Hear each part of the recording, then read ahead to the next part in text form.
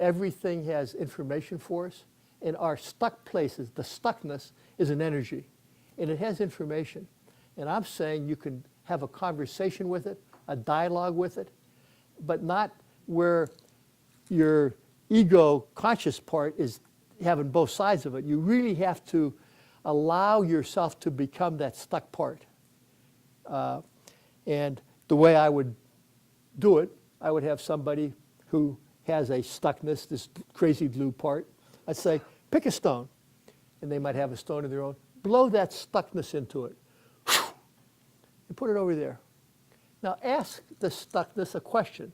And a question might be, why are you there? Why, when I'm ready to make a change, do you keep me from doing it? Whatever the question is. And then you come over, you pick up that stone, and you become that stuck part.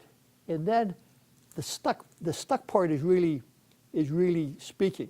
Now, when people do this in the beginning, they get very self-conscious, and they say, well, I'm just talking to myself. I'm just making this up. But it's amazing. I've not known anybody that hasn't done it after a few times. They get blown away with what they find out, because these parts have a wisdom. And so that stuck part is going to say something to you.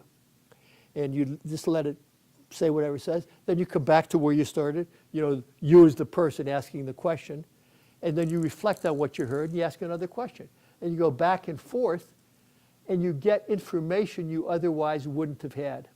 That's really not that a therapist can tell you, not that a shaman can tell you. This is something you're telling yourself.